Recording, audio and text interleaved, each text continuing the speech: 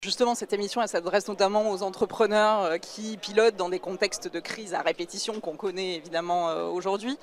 Quels sont les facteurs d'attention qu'ils doivent garder en tête justement dans le cadre de ce pilotage? Quels sont les warnings qu'ils doivent vraiment garder droit dans l'objectif?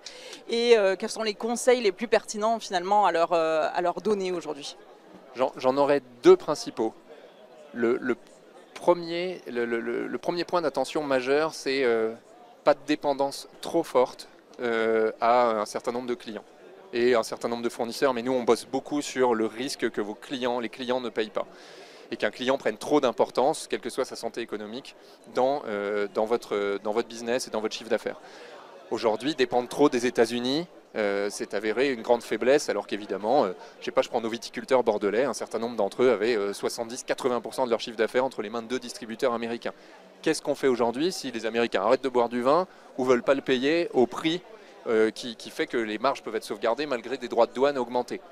C'est extrêmement compliqué. Donc, réduire sa dépendance à ses clients, à un certain nombre de clients, c'est le cas. On voit aujourd'hui des demandes de garantie que nous on pilote sur des nouveaux clients dans des nouvelles géographies, et c'était un des sens dans un des talks que j'ai écouté tout à l'heure en disant finalement il y a un espoir dans le fait de moins dépendre des États-Unis et de la Chine, de ces deux géants, dans ces débouchés d'exportation.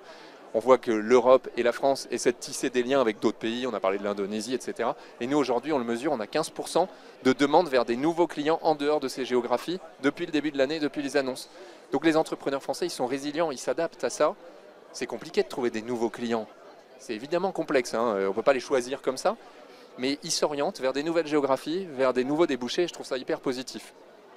En revanche, on n'y va pas sans couverture, on n'y va pas sans connaître un peu le client, parce que livrer de la marchandise, octroyer 90, 120 jours, 180 jours de délai de paiement à un nouveau client indonésien, sans avoir vérifié sa solvabilité financière, sans avoir vérifié que le risque politique indonésien pouvait être soit faible, soit transférable à un assureur, c'est évidemment un peu dangereux. Et ça amène à mon deuxième conseil qui est piloter vos trésoreries. On meurt par le bas de bilan, c'est-à-dire on meurt par les impayés de ses clients.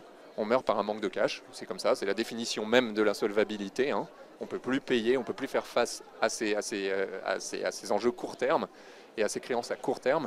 Et donc, il faut piloter. Les entreprises pilotent encore trop mal leur trésorerie, et notamment les PME. C'est compliqué de piloter sa trésorerie, mais il y a des outils qui existent.